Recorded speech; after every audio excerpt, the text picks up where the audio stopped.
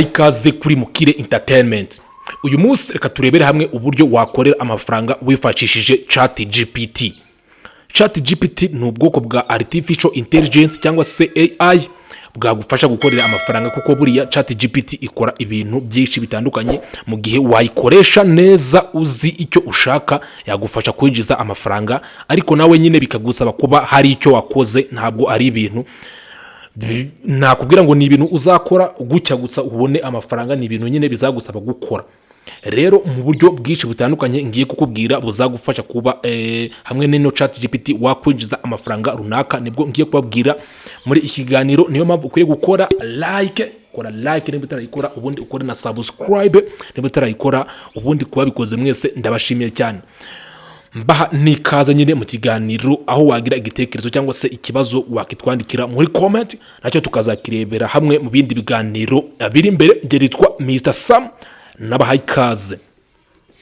Mu buryo rero wakoresha ino ChatGPT ukorera amafaranga, hari uburyo bwa mbere bujyanye n'ubucuruzi.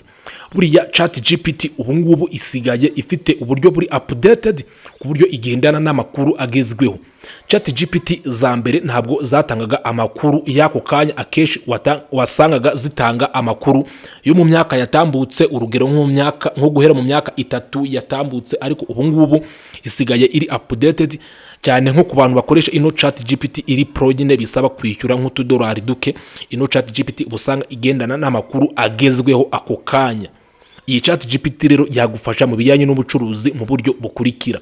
Urugero, iyi ngiyi yagufasha kumenya amasoko, uko amasoko ahagaze, ndetse na product zigezweho ku isoko, ndetse no kuba wamenya uburyo amasoko ahagaze, cyangwa se ibyo bita market analysis cyangwa se market analysis. Ikagufasha kumenya nyine uburyo amasoko ahagaze, bityo niba hari ikintu ucuruza bikagufasha kuba wakigeza ku bantu bitewe nuko ubona ibiciro n'amasoko bihagaze. Ushobora kuba ucuruza imyenda, ibi bintu twibyumvira mu buryo bwo hejuru cyane ngo wumve ko abakora ibi bintu ari abantu ngo bacururiza kuri internet, abacuruza ngo nka za Alibaba cyangwa se za Amazon. Oya, ahubwo ibi ni ibintu nawe wakora wifashishije ubucuruzi bwawe busanzwe, imyenda, inkweto, ibyo byose bikajya bigufasha, ikajya igufasha kumenya uko amasoko ahagaze, ukamenya niba ari style zigezweho, bityo ukamenya ibyo urangura, ndetse ukamenya n'uburyo ibiciro biba bihagaze, nawe bikagufasha kuzamura ubucuruzi bwawe ubifiteho amakuru y'ingenzi neza cyane. Ino ChatGPT rero isigaye iri update ku buryo igendana n'amakuru agezweho. Niyo mpamvu udakwiriye kuyirengagiza niba witegura kuzakora ubucuruzi neza ku rwego mpuzamahanga. Apana kumva ko uzakomeza gucururiza mu ikaritsiye gusa nyine, abakiriya bawe ari abantu bari ahantu utuye gusa. Ibyo bintu ni ibintu ugomba guhindura nyine, ukamenya ko isi iri kwerekera kuri internet. Niyo mpamvu nyine ugomba kugendana na internet, ukamenya uburyo internet ikora n'uburyo wayibyaza umusaruro, kuko nyine ibintu byose niho biri kwimukira, n'ubucuruzi bugomba kuba buri kuri internet, bityo nawe ukabasha kuba wakora ubucuruzi buri global nk'abandi bose.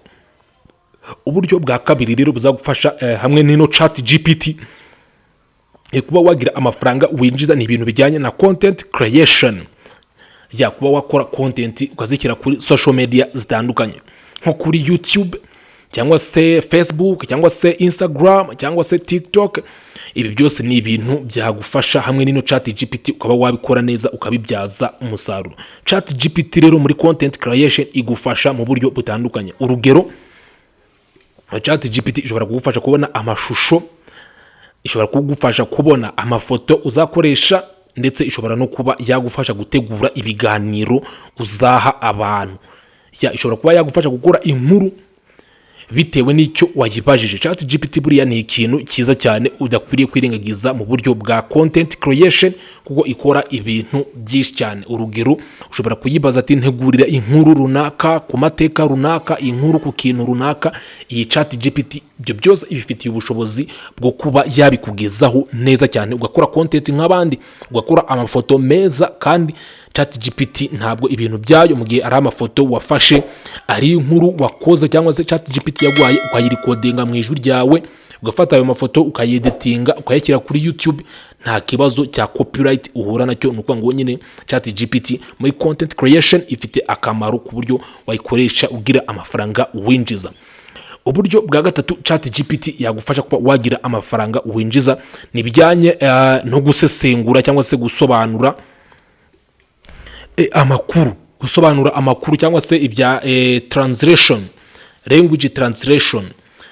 ChatGPT buriya isigaye yumva ikinyarwanda ku rwego rwo hejuru cyane. Mbere ntabwo ibintu by'ikinyarwanda yabyumvaga, ariko ubu ngubu ushobora kujya kuri ChatGPT ukayibaza mu rurimi rw'ikinyarwanda ikagusubiza ibintu mu kinyarwanda cyiza cyane, kandi wayibajije mu kinyarwanda nanone. Ubwo rero bivuze ko ushobora gufata ibintu by'icyongereza ukabibiha ChatGPT ikabigushyirira mu kinyarwanda. Ushobora kuba yagufasha gutranslatinga ijambo kurindi ijwi n'amajwi, buriya ishobora kuba yatranslatinga mu rundi rurimi. Nukuvuga ngo ibi byose ChatGPT irabikora, cyane ku bantu bakoresha ino ChatGPT itari free, kuko ino iri free, ChatGPT iri free hari ibintu byinshi utabona, ariko iyo ukoresha iyi ngiyi bishyura ikora ibindi bintu, ibifite izindi features nyinshi cyane nazo zagufasha nyine waccessinga abandi batajya baccessinga. ChatGPT rero igufasha mu buryo butandukanye. Urugero, hari izindi application abantu bakoresha bakorera amafaranga, urugero nk'iyitwa Fiverr, iyitwa Upwork, iyitwa Freelancer. Izi zose ni ChatGPT cyangwa se izi ni application wakoresha hamwe n'ino ChatGPT ukabasha kugira amafaranga winjiza. Ibyo byose niba mvuze akantu ukumva kaguteye amatsiko, ukumva wifuje ko twazakagaruka mu biganiro biri imbere, ukwiriye guhita ubyandika muri comment, ubundi nabyo nkazabikoraho ikiganiro. Urugero nk'izi application maze kubabwira, iyitwa Fiverr, iyitwa Freelancer ndetse n'iyitwa Upwork, izi ni app hamwe n'ino ChatGPT zagufasha kuba wagira amafaranga ukorera mu gihe wabikurikirana neza 5 kuri 5. Ibyo byose aho uzajya ugira amatsiko yo kumenya byisumbuye, ujye witwandikira muri comment kugira ngo ubutaha tuzajye tubikoraho izindi video ziri imbere. Ikindi kintu kizagufasha ni bijyanye n'ubucuruzi bwo kuri internet cyangwa se e-commerce. ChatGPT ishobora kuba yagufasha gukora advertisement. Urugero, udupublicité twamamaza product zawe, ushobora kuyibwira uti nkorera agapublicité ndi kwamamaza inkweto, ndi kwamamaza imyenda, ndi kwamamaza ibindi bintu byose waba ucuruza. ChatGPT ikagukorera agapublicité keza cyane. Sinzi niba musigaye mubibona, abantu benshi bamamaza basigaye bakoresha ituntu tw'udustika cyane kurusha uko bakoresha abantu. Utuntu tw'udustika ugasanga nyine bari gukoresha utu video tw'abana twa cartoon, ugasanga nitwo abantu bamamaza basigaye bakoresha cyane, kandi ugasanga publicité zabo ziri kugera kure cyane. ChatGPT rero yagukorera cartoon video nziza cyane yamamaza product yawe, kandi abantu bakayigura neza cyane. Niyo mpamvu ChatGPT nyine mu bucuruzi nayo ifite akamaro. ChatGPT yagufasha no kwamamaza ibintu byawe ku mbuga zitandukanye nka Facebook, Google, bitewe n'ikintu ushaka nyine, cyangwa se bitewe n'ahantu ushaka kuba wageza ibintu byawe. Kuko ChatGPT nyine mu kuba yagukorera nk'ako publicité, yakora publicité ukakaprodinga nko kuri Facebook, ukaba ushobora kwishyura YouTube cyangwa se Google ikakakwamamariza. Uretse ko mu Rwanda abantu batarabyumva neza, ariko buriya Google ushobora kuyishyura udufaranga duke cyane ikakwamamariza product yawe cyangwa se igicuruzwa cyawe kikagera ku bantu benshi cyane. Ibi byose rero hamwe na ChatGPT kuba wakora utwo dupublicité twose ibikora neza cyane. Ubundi buryo bwa gatanu ChatGPT wayikoresha ni bijyanye na tutorials cyangwa se kwigisha ibintu bijyanye n'amasomo yo kuri internet cyangwa se online coaching. Uko ChatGPT ushobora kuyibwira uti nkorera amasomo runaka cyangwa se ntegurira isomo kuri iki kintu, bitewe nuko wayibajije ibintu bijyanye no kuyibaza neza. Nabyo niba mufitiye amatsiko byose mujye muhita mubyandika muri comment kugira ngo muri video ziri imbere tujye tugenda tubirebera hamwe, kuko ChatGPT ikora ibintu byinshi cyane abantu benshi bataramenya. Ariko hamwe na Mukire Entertainment n'ibibazo muzajya mutubaza tuyadugenda dutegura kuri buri kintu cyose mwagiye mutubaza. Uburyo bwa gatandatu rero ni uburyo bujyanye na crypto and trading.